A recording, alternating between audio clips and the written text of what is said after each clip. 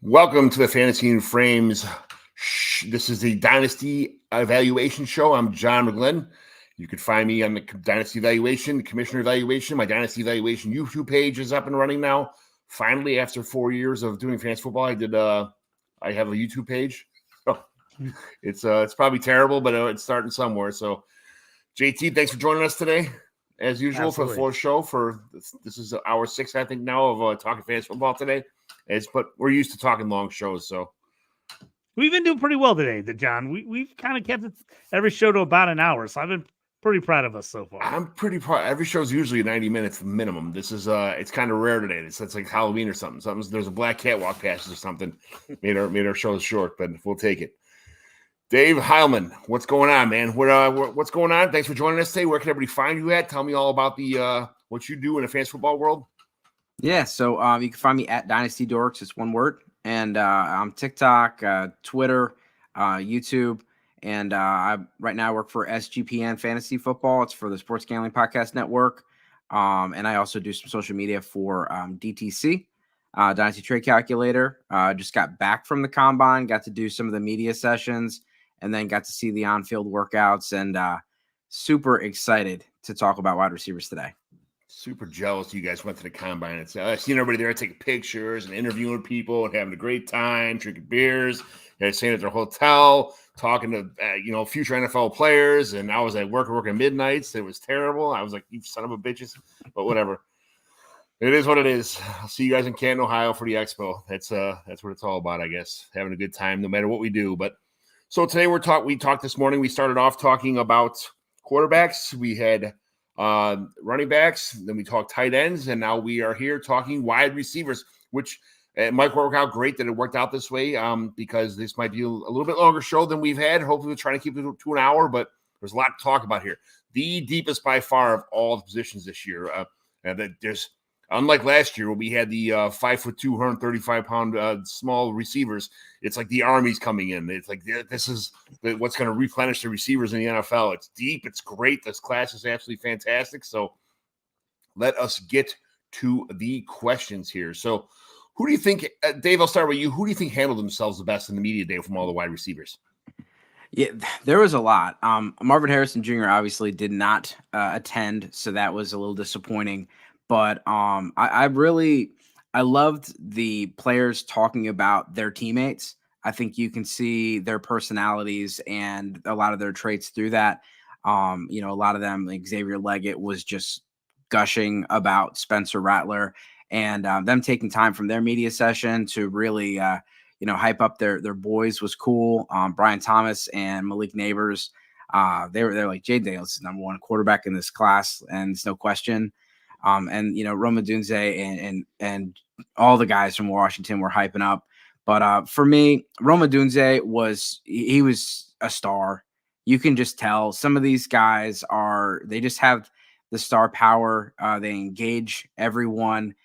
Very, very good at handling the press conferences, very mature. So Rome was definitely someone that stood out.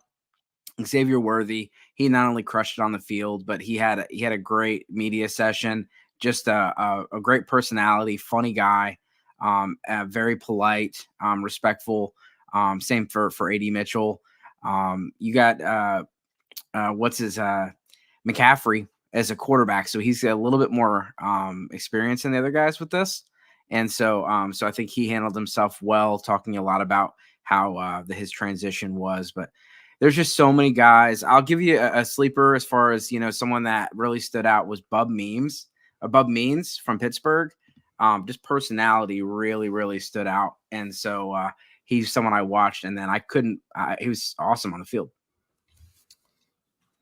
Yeah, there was it was fun watching the other players asking McCaffrey if he was Christian McCaffrey's brother, or that stuff like that, the stuff that everybody kind of frowns upon as fans football analysts, not asking those questions. But this was the first time I saw the players actually have fun at the Combine. I don't remember a Combine being so much. There's always interactions and stuff, but they were being cool with each other. They were going like I don't want to say cross contaminating the position areas, but It was just funny seeing them all support. It was great seeing them all supporting each other. It was funny seeing them messing with each other, asking questions, joking around. Some of the being on the on-field stuff when Worthy broke the 40 time. It was cool seeing all these interactions. It had like a different vibe this year. And I wish I was there like you guys were, just to kind of see all the stuff happen. And you got to see Joel Milton throw the ball 40,000 yards too. So I'm super jealous about that also. But who, like we just talked about that, who ran the fastest 40 time? How cool was it sitting in the bleachers watching somebody break the record for the 40 time? Yeah, so I've been to the combine before, not in the media, just going to the combine, and I think your comment earlier speaks to that. It was just like they would send you the guidelines and like no phones, no cheering. If you talk louder than a whisper, you're out of here. It was so serious. And I think on the field, it was a little bit more serious too. Last year, Anthony Richardson was like pumping up the crowd. Everybody was getting excited. And I'm like, dude, this guy's not making it out of Indy. Like, no way. Everybody's just drooling over him. And this year was the same way. And the players really were like cheering each other on. And the whole excitement with Worthy was, one, we didn't know if he was going to run again. Because I personally was like, this guy he doesn't need to. He just ran 4.25. Like, why does he even need to? Then, like, he's running again. We're like, oh, crap. Then he goes and false starts. And it's like drama is building. And when they run left to right and from where I was. And then you turn and you can see the big screen. And he knew because he just like, normally they loop around and go back. He went straight to the corner of the end zone and was pumping the crowd up. The poor camera guy, this old camera guy's trying to keep up with him. And then it says 4.22 on the screen. And it was the loudest that I've ever heard anything at the combine. And it was electric. It was an awesome moment. And JJ McCarthy, the quarterbacks, everybody was just so pumped. And I think, like you said, everybody was so all the position groups were cheering for each other. It was definitely just a lot of camaraderie, and it was really cool to see. JT, was this your first combine? This is the first one I've actually gone to in person. So I actually took the girlfriend and the son over. He did some of the reps and stuff outside. It was a good time, but we were actually sitting. We had went outside, kind of done some of the fan zone stuff, kind of in between sessions, and we had come back in, and we were sitting right where they're running the 40. I was in the end zone. Right off to the corner, so I could see him running right at us. And I already knew he was going to run a fast 40, and I told my son, I was like, watch this guy. He is super fast. And then he ran the 4.25. I was the same thing. I was like, he's not going to run it again. He just ran a 4.25. Like, he's just going to – but then the fact that he was pumped and wanted to run again and break the record, the fans were fired up. Like you said, it was everybody was fired up. It was like everyone stopped. It was like, here we go. And then he hit and he ran through and everybody just started cheering. He's running around. It was awesome. It was cool to see. It was the same kind of thing when Milton hit that 75-yard pass in the air. The fans were like, whoa. So it was pretty cool to see the fans get to cheer a little bit this year, because like you said, in the past, it seemed like they've been really on everybody about, be very quiet. Seemed very fan friendly this year. It was a good time. And yeah, fans got into it when they saw guys run good times, when they ran good gauntlets, saw nice passes. The fans cheered. And I think the players like that. JT, we were at the Chicago Fishbowl draft together, all three of us, me, you, and Wendy Early. You guys are both there, and you didn't look for Wendy. What's going on, man? She's kind of a little bummed right now. She's like, I saw it. I thought I saw you there. And I just totally, like I said, I was like, messing with my son doing something. I wasn't paying. I think I missed a bunch of people that I like half saw, and I was like, wait, was that? I think that was so-and-so. But it's funny because like we were in the hotel and I ran Bucky Brooks was there, and I was like, oh, he works for NFL Network, and I'm like pointing people out because my girlfriend and my son are like, who are any of these people? And I'm like pointing everybody out that works in fantasy and who they work for NFL. So it was pretty cool. Saw a lot of people walking around, but it was definitely. I mean, I know a lot of people can't make it to Indy, but it was a good time if you were in the area. It was fun. I'm the guy that always walk up to somebody and say, are you so-and-so? I don't care. I don't get embarrassed like that. I'm like, are you so-and-so? Are you this and that? Like, I'd better say hi and shake somebody's hand than be like, damn it, I had a chance to talk to, Dave Heilman, or I had a chance to talk to Justin Taylor. I had a chance to talk to Wendy Early. I don't get it. That's kind of stuff, man. I love shaking hands and kissing babies, kind of stuff like that. So that's, I love going to stuff. Well, John, you're good at it. You're good at that. So that works. This is just a terrible year for me as far as these events go with my work. Guys having babies at work and shit like that. So just man, it is what it is. But good for you guys. But back to the show sheet. So, who ran the slowest 40 out of these receivers that you can recall? The slowest one was Isaiah Williams from Illinois. Converted quarterback from East St. Louis, came to Illinois, was kind of supposed to be the savior at QB for them. Eventually moved to wide receiver. He ran a 4.63. I was kind of wondering where he would be. As again, he's a fairly athletic guy, but he wasn't known as like over the top athletic quarterback coming out of high school. So I kind of wondered where he would fall in there. He ended up being the slowest. And the one I think that surprised a lot of people was Keon Coleman from Florida State. He ran a 4.61. And I think he's a taller guy. People kind of tout his athleticism. I think that was the one that surprised people a little bit, that he was at 4.61. But so many of these guys ran fast. A lot of guys were in the low 4.5s, a ton of 4.7s. And I was actually shocked at how many guys, I think it was like 10 plus, were under like 4.4. So it was a fast group this year. Yeah. Dave, how important is size? Like, being a Tank Dell kind of guy, the Quentin Johnson type, like that debate, is it important to be just is separation more important than 50-50 balls? Or what do you, when you talk about wide receivers, what is the most important attribute that you look for when you're scouting receivers? Well, and I think if you've been doing this for a while, or you've been in fantasy football for a while, you kind of have this this prototype in your head. Everybody needs to look like Julio Jones. Everybody needs to look like AJ Green. And I think the last few years have taught us to kind of throw that away.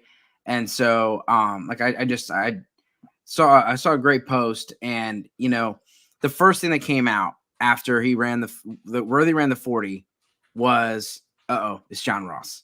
He's off my board. And don't get me wrong, my initial knee-jerk reaction is like, oh man. And when I saw him like warming up and stretching out, I'm like, look at his legs. Like, they were like just sticks. I mean, he's so thin. But I mean, I thought the same thing about Devonta Smith. He's pretty good. Tank Dell, he's pretty good. Josh Downs, Jordan Addison, pretty good. So don't just like take these guys off your board because they're small. At the end of the day, I'm going to take them off my board if they're small and they're just straight line speed guys. I'm not interested in, those kind of players. But if they can run routes, I'm interested. This is a different NFL. It's very pass heavy. Everybody's looking to get people in space. Everybody's looking to play for the speed game. You saw it last year. Tank Dell would have been off everyone's board 5-10 years ago. And he was a great pick. And people are dying to go grab him in their dynasty drafts. Don't go and fade Xavier Worthy because of your thought process, 10 years ago. Yeah, Devonta Smith was the one that turned the corner for me as far as that goes. Yeah, 100%. So, JT, how important is size for you? Like, what do you look for? Dave just kind of like blueprinted what he looks at. Like, what do you think of? Are you still chasing the size guys? Are you chasing separation? What do you look for? Yeah, it's hard not to love those guys that just had those physical freaks. Those guys are 6'3", 6'4", 220. I mean, you gotta love those guys. How do you hate on them? But I agree with Dave said. It's like the smaller guys. They can still play, and the league has changed, so you don't have to have big guys. Now everybody still wants a big guy. If you can get a big guy who's also fast, that's where Brian Thomas comes in for me in this. So I like Brian Thomas a lot coming in. He was kind of in that second tier mix for me with guys. He solidified himself as wide receiver 4 for me.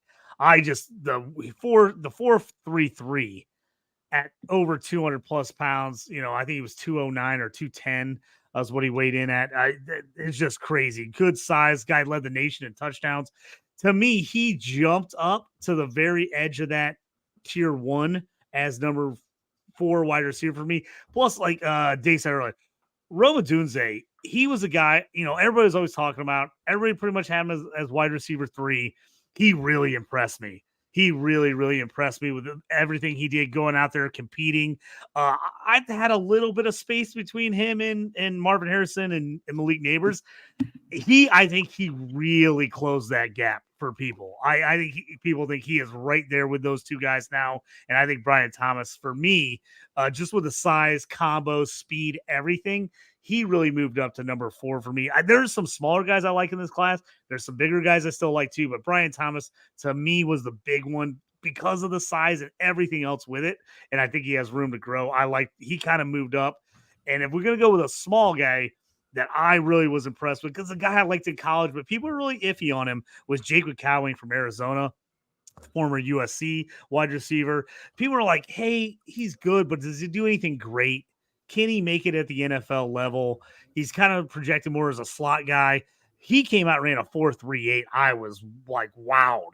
I thought he might run in like the 4.55s. And the fact that he ran the 4.38 as a slot receiver, which I actually like his game, I think he translates fairly well to the NFL if he gets on the right team. So that was a big one for me. He's a guy I saw early in the draft process where people were like mocking him, like, fantasy wise in the mid second, early second. Then all of a sudden I'm seeing him going in the 4th rounds. Now I think he's going to creep back up. I think he's a guy that could go in the 3rd or 4th round of the NFL draft. But I like what I saw to him too. He had almost like a 40% target share at Arizona. It was crazy. Like, I know they didn't throw the ball. And they had a lot of other good wide receivers too. I mean, they got Ted McMillan, who is going to be pushing to be the top wide receiver in the draft next year. So it's not like he was all by himself. I just think I like Cowan a lot, but I'm going to let Dave jump back in here, but there's just so many wideouts I want to talk about because I love so many guys in this group. And I thought a ton of them really showed out at the combine. But last thing real fast. Let's just say we're going to go in imagination world here. Okay. Let's just say that the MVS replacement in Kansas City. All right. This year, will be God damn it! Let's just say though, if we get if Brian Thomas goes to Kansas City and he replaces MVS, like where does it? Is he number 2 in his draft? Oh, he's number 4. Well, he'll jump up. I don't think he gets to Kansas City.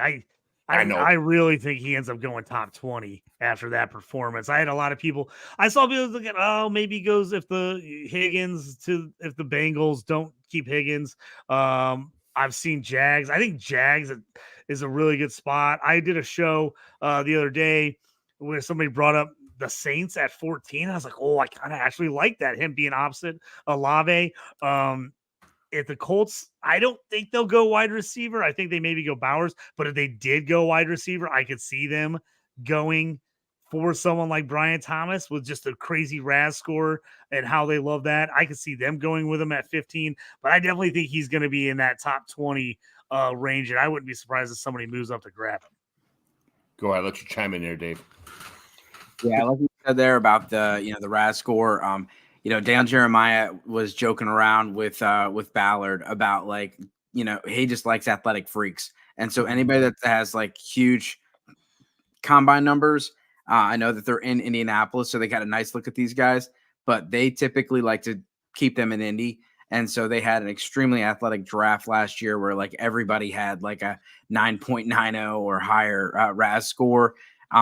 Teams have types. And when you look at, how if the GM is the same GM as last year and the year before, you can kind of know what their types are and what they're looking for. And good teams typically have some type of recipe and the common ingredients that they like.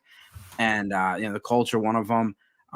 For me, I'm not a Derek Carr guy. So Brian Thomas there, I'd rather him go to the Jags. I hope someone trades up and gets him. I don't think Calvin Ridley ends up back in Jacksonville. Imagine Brian Thomas over with the Bills. Oh, that would be so nice. Yeah. I love the Bills and Jags. I think those are 2 great landing spots. I'd love to see them, especially for Trevor Lawrence. I mean, I feel like Trevor Lawrence needs a little bit more help than Buffalo than Josh Allen does. Josh Allen just makes things happen. Where Lawrence I don't think the team was good around him as in Buffalo. Yeah, and so one comment on Brian Thomas. And this is something if you want to be really good at Dynasty, I think it's important that you know football. And so don't just listen to Dynasty podcasts, listen to football podcasts too. And one thing that Move the Sticks talked about with Brian Thomas is you look at it and you see the contested catches. And one argument is like, wow, this guy's a contested catch freak. There's not a 50-50 ball. that he doesn't. It's more like a 70-30 ball, and he's going to grab it. And then there's other people going, well, maybe he can't separate. Well, no, like they throw back shoulder fades to him like 5 times a game, and that's their game. So it's going to skew those numbers. And so, I definitely am not here to bash the analytics guys. I think there's a lot of great analytics that can help you determine success and predict success, but don't forget about the tape. And if you marry them together, I think you can do a proper evaluation.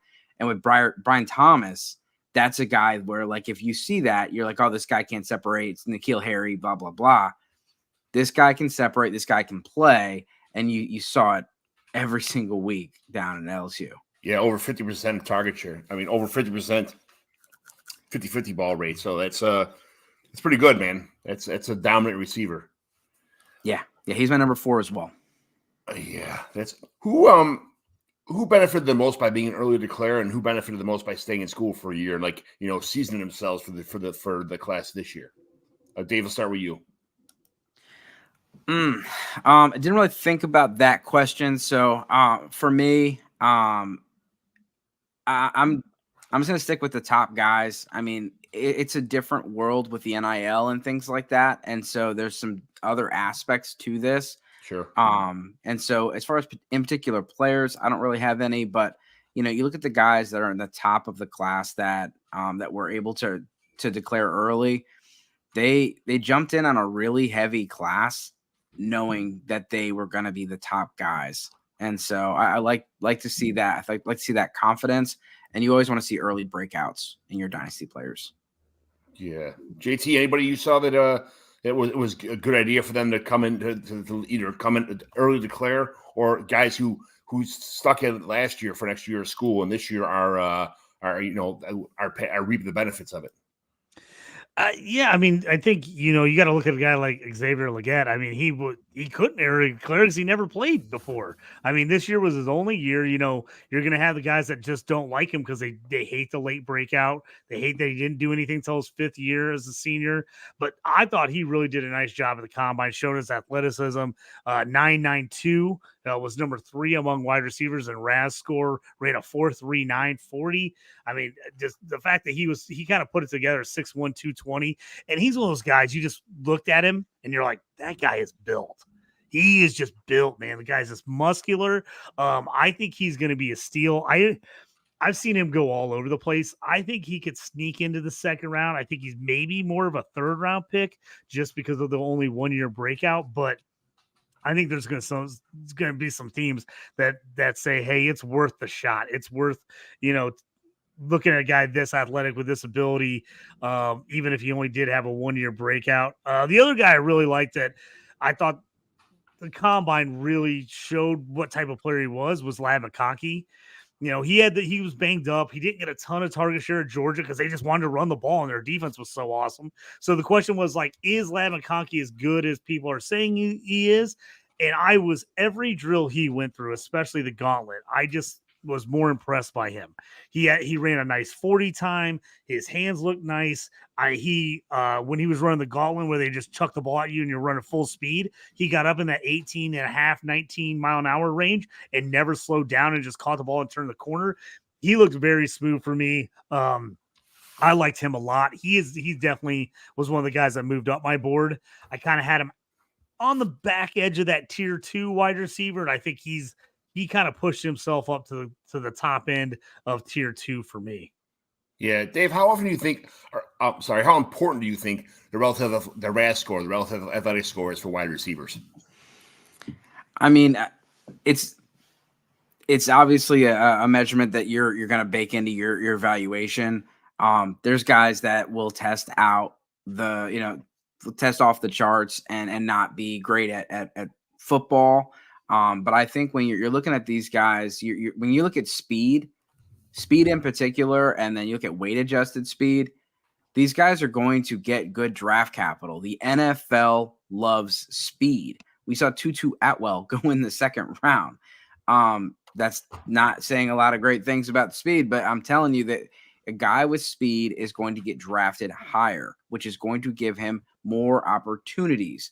And that's what you're looking for in the NFL. You had some of these guys that are great receivers in college, and you're like, wow, this guy's going to be awesome. Has a so-so combine that gets drafted in the 6th round, is 18th on the depth chart, and you're like, well, let's just hope it works out when this other guy gets 2nd-round draft capital, and the team has, they want to use him early.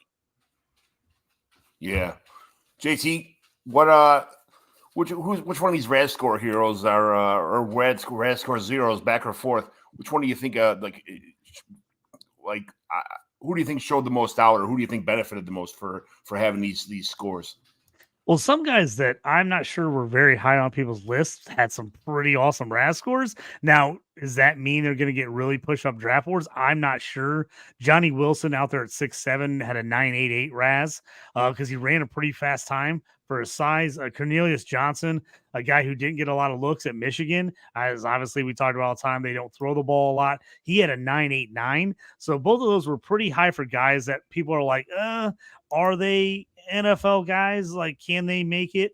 Is Johnny Wilson just because he's so big? Is that why it was such a good? I think it helped his RAS, but I mean, he put up some good stuff. The question is whether people think he's going to be able to translate it to the NFL. Like, what is he as an NFL wide receiver? That's the interesting thing for me. I actually was a little surprised Devontae Walker actually put up better numbers than I thought he was going to. Yeah, I watched a lot of the Senior Bowl. He was one of the guys I was like, he didn't play that well at the Senior Bowl, but he actually put up some pretty good numbers. But again, it was hard to say because so many guys put up good numbers across the board as far as wide receivers. So that's what's tough. Even the guys that were on the lower end, you're like, well, I mean, he still ran a 4.49. You know what I mean? It wasn't like guys were like terrible. So it will just be interesting if something jumps out at people. Keon Coleman was another one of those. People were like kind of down on his score. He still scored a 9.18 in RAS score, so he's still over 9, and people were like, well, he ran a 4.61, but then people were like, well, if you ever watch him, he's not really super straight line fast anyway. That wasn't his game. I mean, he did punt return in college, so it's not like he's slow. I mean, he did punt return, so it's just gonna be interesting to see what jumps out for some of these guys, and where they move up, move down. Troy Franklin, I don't think was bad by any means. I think he was about what we thought, but like, for some reason, I feel like he went from like the top of tier 2 for me to like the bottom of tier 2. I think a couple guys jumped in from him, and it was just maybe little things that I saw that I liked that other guys did better.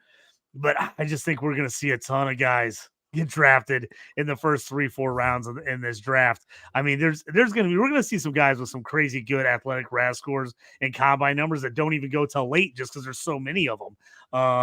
But it's a deep class, and it's definitely going to come down to what teams like, who they already have on their roster, and they say, hey, we've got an X, we really like this X, but we need a slot, or we need a Y, or Z. I mean, it really is going to depend on what teams like, what guys, because I do feel like a lot of these guys are so close.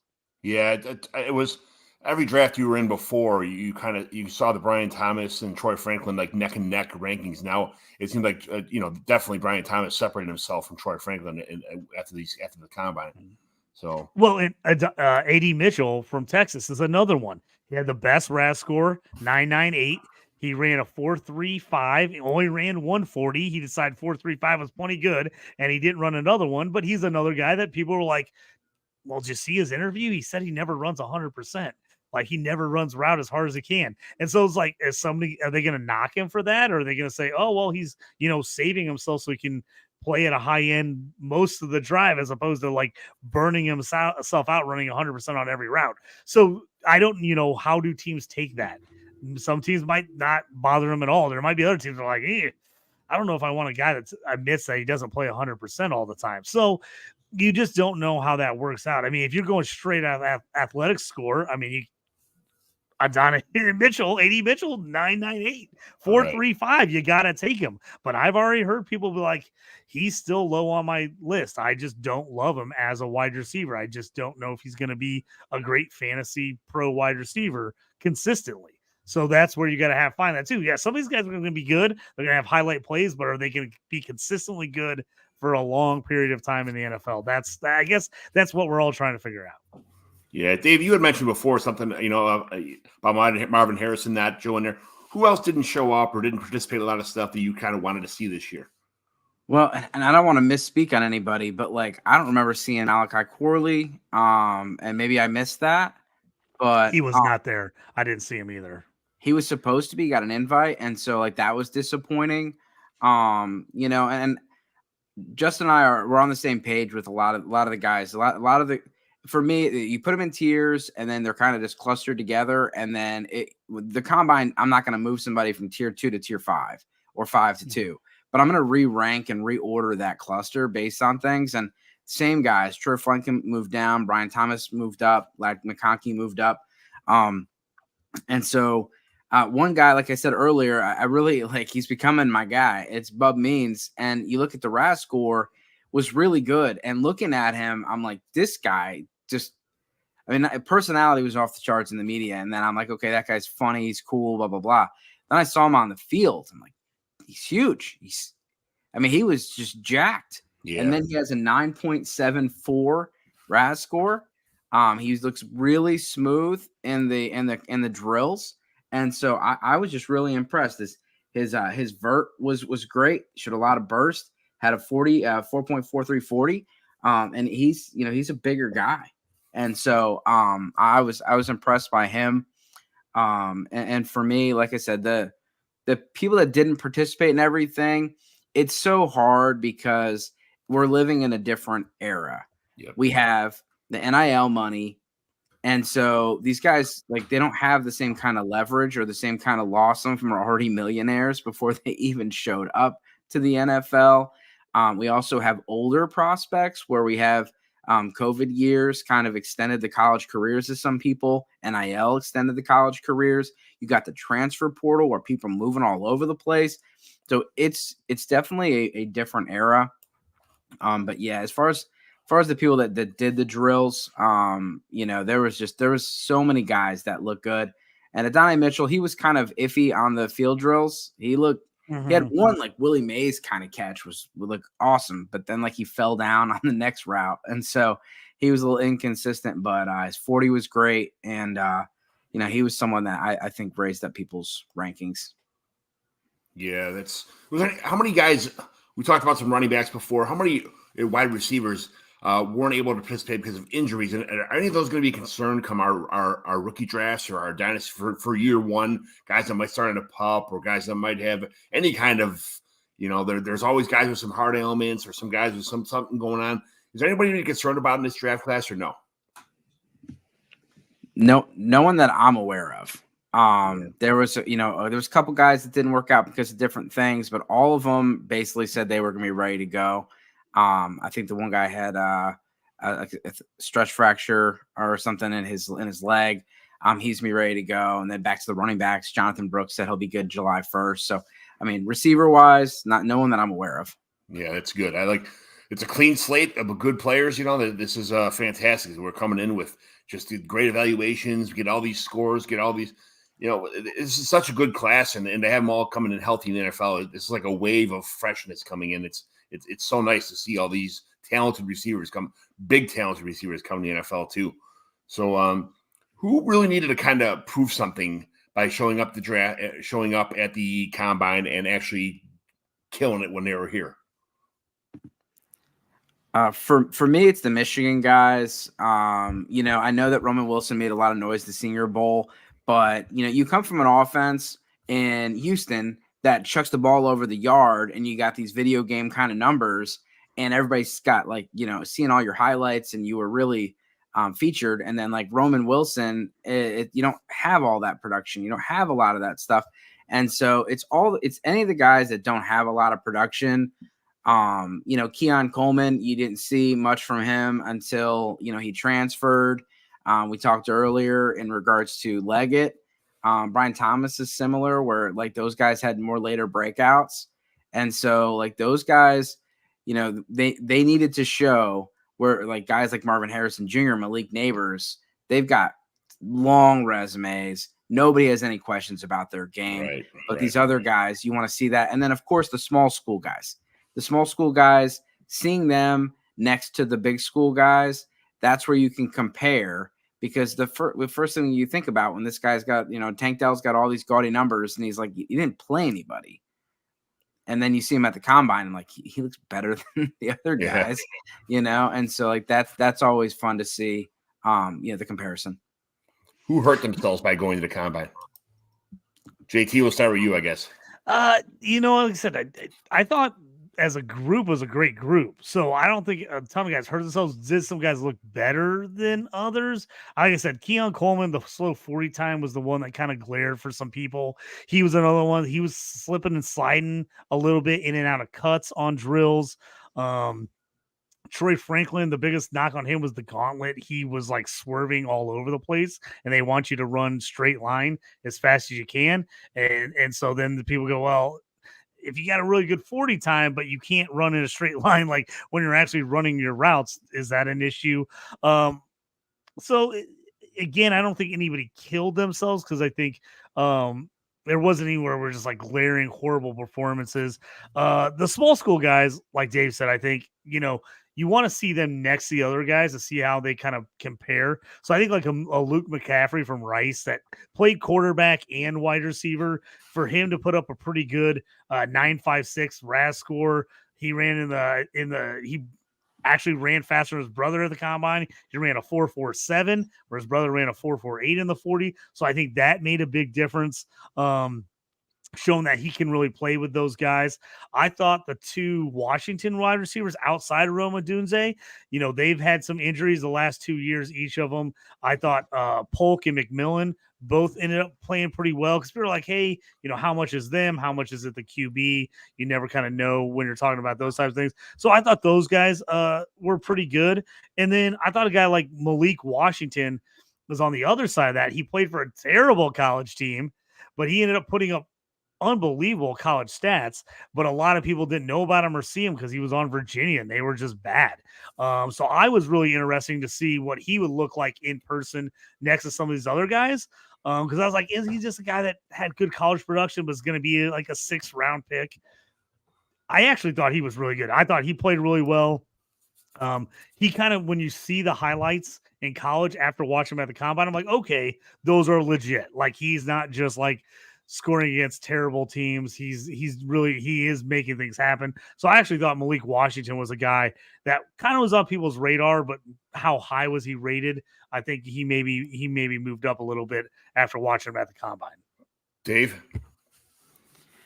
Yeah. Again, it's small school guys. Like Anthony Gould was one that was interesting. I saw him as one of the top odds for the fastest 40, and I'm like, who's that? And I kept calling him the wrong name. I'm looking for him, and then I saw him, and one of the things I like to see is okay, well, how do they do in the route running? And I thought he was able to break in and out of routes very smoothly as far as acceleration. Where some of these guys where they they're really good speed guys, but they can't slow down and then speed back up, and you saw a lot of that with him. There was, again, so many guys. A guy that popped onto my list that I did not have before was Ryan Flournoy. I thought that there's I'm trying to think of the other guy, the guy that caught Joe Milton's catch from Mississippi State. It was Griffin. Yeah, and so like he was one that like. I didn't see him at all. I've never watched anything. I never heard anything of him. And then all of a sudden I'm watching the gauntlet, watching the different drills. And I'm like, who's that guy? Like, he's just quiet, doing his business, but he just looks so smooth, so quick. And then you saw it on that bomb where like, we joked around with Milton, like, hey, you're just going to like throw it into the stands. And he's like, well, I'm going to throw it far. The receiver better run. And so, the next guy was cowering, and he didn't. He was a little bit short because Milton was throwing it so dang far. Yeah, watching Joe Milton was awesome. We expected that, and it was fantastic to see it in emotion. You guys got to see so much this year, man. I'm so jealous, like I said, but it's I'll be there next year. Hopefully, it is what it is. But what did excuse me, who Who do you think it's? I mean, obviously, we're going to play the game we played last one where there's no Marvin Harrison. Who gets drafted second in this draft? For me, it's Neighbors. I love Dunze. I think he's up there, but I think Neighbors is clear cut number 2. I don't think there's any thought of him being the number 1, but if anyone were to be considered the number 1 other than Harrison, be him. JT, you agree with that? Yep, I'm in the same boat. Marvin Yeah, Harrison, one for me. Neighbors, number 2. I saw just a ton of both those guys this year. I watched most of their games, and they were just beasts of all season. I think Dunze, the people that are like, oh, he's right there with him. I actually, after watching the combine, like I said, he's closer to those guys than I would have thought before. But I think he goes 3. But I also think whoever gets him as the third wide receiver is going to be pretty pumped that they got him as wide receiver 3. Right. Who's the guy, Dave? Start with you. Who's the guy that you really like that you're probably going to go undrafted? Probably the guys that I've listed already. Like Bub Means, could be one. Jamari Thrash, Ryan Flournoy. Those guys. I believe you're going to see most of the other guys get drafted that I have above them. Cornelius Johnson is another interesting guy, and Taj Washington from USC. If Johnny Wilson decides that he wants to stay receiver instead of a tight end, instead of switching positions, do you think he'll get drafted? I mean, if he's going to be that, like, he's not going to do it, then yes, maybe. Because at the end of the day, a team is not going to – I think a team is going to want a player that's willing to play other positions, sure, especially when you have so many good players. And he tested pretty well. But if you compared him – I posted it. If you compared him against the tight ends, if he ran with the tight ends, I mean, his numbers would have been stupid. He was like number 1, number 2, number 4, number 1, number 1. But you tested him against receivers, he's like number 25, number 25, number 26. He was the 4th in speed score, which is just your 40 weight adjusted 40. He was 4th in speed score in the receivers, but he was 25th, 26th at the combine. And there's still other players that did not go to the combine, and Marvin Harrison Jr. So, I mean, he was like average. And so against tight ends, he was top 2 in almost everything. Yeah. I don't get it. Who was it? Was it Amon-Ra St. Brown that said he doesn't do any special teams? I don't play this. And, was it him or was it? It wasn't Equanimous, right? It was Amon-Ra that said that before. And it was kind of a big knock from him coming to the NFL, like, you can't tell us what you're going to do or what's going on. And, I mean, he ended up being great, but it's a rarity for guys to come in there and kind of tell the NFL what they're going to do and then actually pan out. So, you got to be flexible, man. You got to do what they get. Be a team player. That's what they're looking for. Yeah, so, I mean, last year I asked Elijah Higgins, I said, hey, have the teams talk to you about how they're going to use you? And he's like, yeah, I'm moving to tight end. Like, he was just very honest about it, and he was just – and we asked Johnny Wilson the same question. He was like, I'm a receiver. Yeah. And people are going to say, I'm a receiver. And he was, I'm not running with tight ends. I'm running with the receivers. He was very adamant about it. And, maybe he changes his mind after the combine or after the interviews, because at the end of the day, the team that hires him is going to be, that's his boss. And he's going to have to figure that out soon.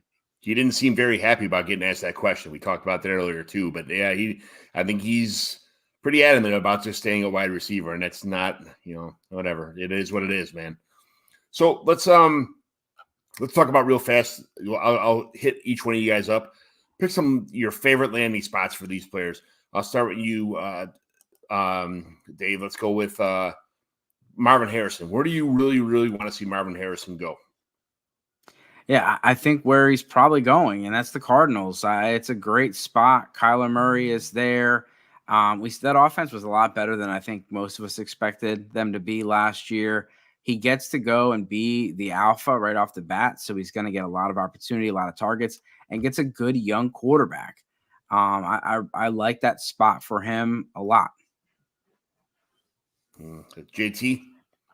Yeah, I mean, I would love to see Marvin Harrison on the Bears if they would trade down and keep Fields, but it sounds like that's not going to happen. So I think the Cardinals seem like a really nice landing spot.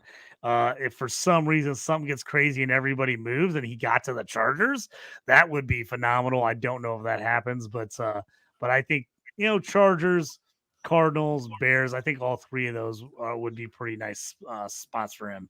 Sam, what about Neighbors? As Neighbors the Bear, just kind of if everything stays the same and they do take number 1 pick, what number 9 do you think they're going to take Neighbors, Dave? I don't think Neighbors is going to be there at 9. I have a hard time seeing them get past the Chargers. I know there's some Brock Bowers talk, and you think about Jim Harbaugh and Greg Roman in the past and needing a tight end. It makes sense. Financially, it makes more sense to take the receiver. You're saving a whole lot more money by drafting a receiver than a tight end. You look at the franchise tag coming up on the, in the second contract. It's going to be a lot more expensive to, you're saving a lot more money with Malik Neighbors than Bowers. I also think that Neighbors is a difference maker. They missed on Quentin Johnston last year. We'll see if he does anything this year. I'm not a big fan, but Neighbors he's an amazing player.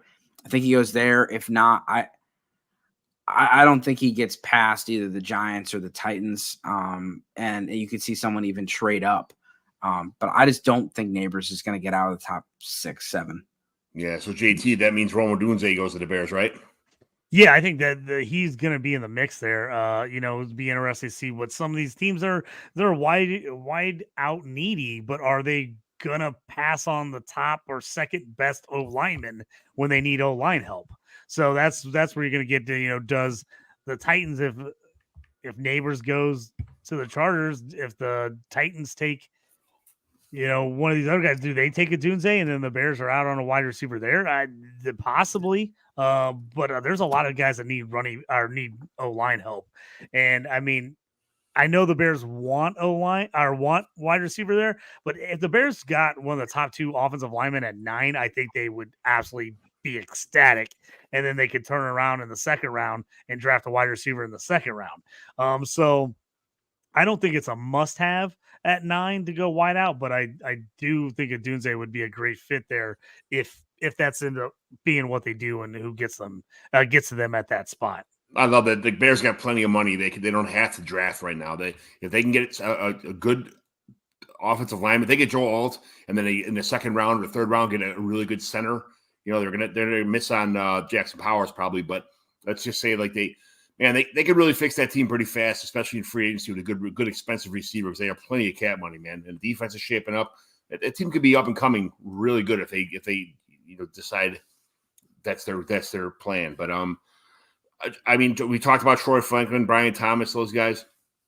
We all want to see those guys, the fast, speedy receivers, go to the Bills or the Chiefs or some other spot like that with a great quarterback. But where's your favorite landing spot for one of the top, like outside of the top 5 guys, to see somebody that you really like that's not going under the radar, but not in the top 2 tiers? What's your favorite landing spot for one of those other receivers? As a team, maybe in the second round, that kind of deal, Dave. Yeah, it's there's a lot of different places where it really depends on the quarterback, because you have some of these quarterbacks that, like we said, the Jaguars and the Bills are 2 spots where we're gonna see it. I'm interested to see what the Bengals do with T. Higgins, because when you look at T. Higgins and you look at all the contract and all the financial implications, they say he's being franchise tagged. Is he going to be tagged and traded? If that happens, the Bengals become an ideal landing spot for all of these guys. I don't know if that's going to happen or not. They could just tag him and then get a compensatory pick next year, but they could possibly get a first-round pick for T. Higgins or a 2+ in this year's draft if they were to tag and trade Higgins to Carolina or one of these other needy teams. So when you're looking at I look at quarterbacks, and that's where I'm going to correlate my landing spots. So Arizona is a spot. I really like Jacksonville, Buffalo, obviously Kansas City, and the Chargers. Like, if the Chargers don't get a receiver in the first round, they better go take an offensive lineman and then circle back and get a receiver in second. Yeah, JT, second, third round wide receiver, something like that. Later guy. Who do you want? One of your favorite sleepers to fall somewhere? I mean, I like Xavier Legette. I guess I don't know why I really like him. I know people are going to be out on him because of, like I said, just a 5th-year breakout. But he's a guy I could see like the Raiders falling in love with and taking him like in the second round, possibly.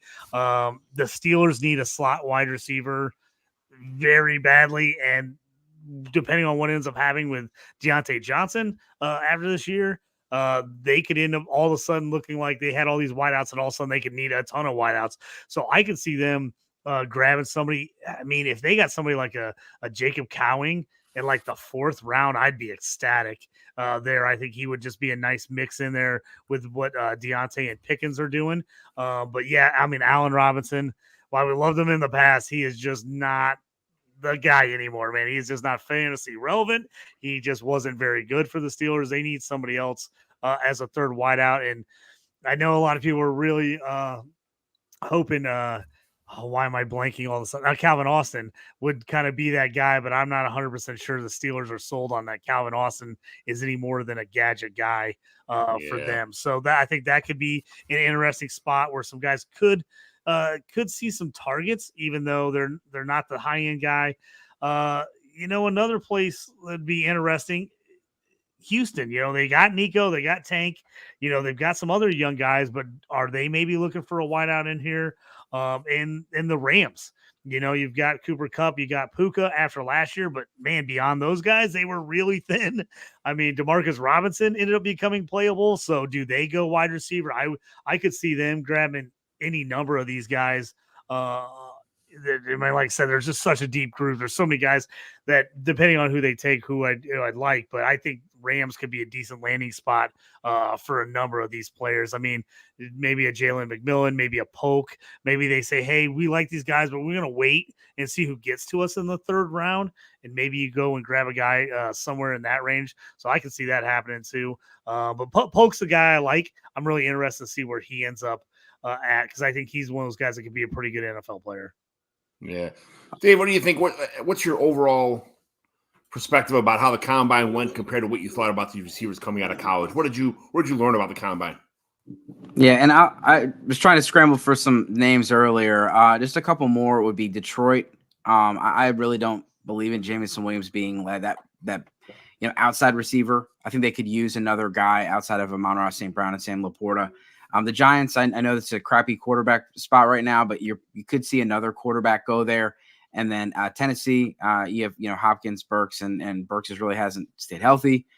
So that, and then of course Carolina. I mean, Carolina is going to run into a bunch of targets, and so like teams that have 2 or 3 already, it's hard for these guys to get some playing time. And all of those teams, those guys come in there and they're the 1 or the 2 almost immediately in all those spots. So as far as the combine. I thought it was great. I think that this receiver class in particular showed out. The running backs were a little slow. The receivers were, they gave you everything you wanted. Like Bucky Brooks talks about going to the, it's all about your flavor at the ice cream store. You got all the flavors. You got big receivers. You got, you have your fast receivers. You got tall, big, everything you're looking for. And like the big guys were fast. And so, the NFL doesn't rank players like we do, where we're just linearly ranking them all straight down the line. They're ranking them in groups. These are my speed receivers. These are my X receivers. These are kind of the guys that can do it all. And so they're looking at it a little differently. And so if people are shopping for any particular player, there's kind of a surplus at receiver at, anything you're looking for. And that's what I thought was great. And these guys didn't impress. There really is hard. It's hard to find a guy that like, man, that guy really sucked at the combine. It's easy to say that guy was great, And so that's what I love about it. So you heard it from Dave here. Bryce Young comeback tour. I can see them taking a few wide receivers, like he said. I mean, you go in there, even if they say they'd even take a guy till the 3rd round. I think it's kind of crazy, but say they'd only take a wideout till the 3rd round.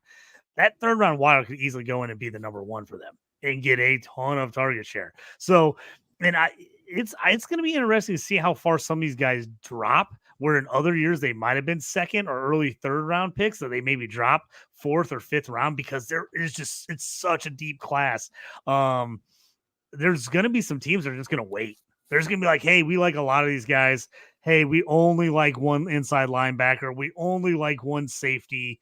If that guy's there, they take him. If not, then they go, okay, then we'll move on to our group of wide receivers. So I think the other groups, position groups, are going to be interesting for that. I think this group, again, like Dave said, like, do you like the X guy? Do you need a slot guy? Maybe, and what's the difference there? Do you like this slot guy a ton more than the guy right below him? If so, then maybe you do take that guy a little higher. If they're pretty close, maybe you wait until that next draft pick and you say, yeah, we maybe we can get one of the two of them. But there's going to be a lot of guys, I think, that go fourth, fifth round this year that we're going to be still really wanting in our fantasy drafts. Absolutely. Yes, absolutely. Dave, thanks for your time today, man. This was great talking about wide receivers. That we were kind of pumped about this part of the show, so we're glad you were able to join us today. There's so deep. It's so much to talk about. And after the draft, we'll talk about this stuff again. But a lot of things will change. The landing spots will be determined then, and we'll have a whole new group of a whole new show to talk about landing spots and why they're great. Who got screwed over? Who did great? So, but where can we find you again, Dave?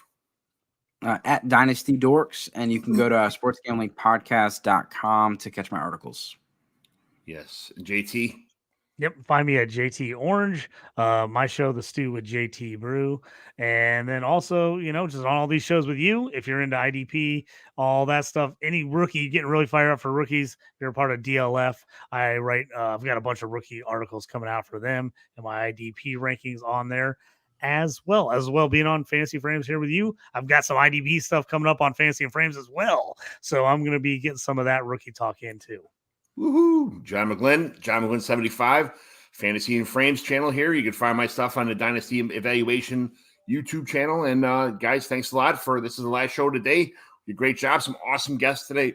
I really want to thank Dave for being here for the last one. So closing us out. Have a good one. We'll see you next week. See you tonight on the Fantasy and Frames draft, actually. All right. We'll talk to you later.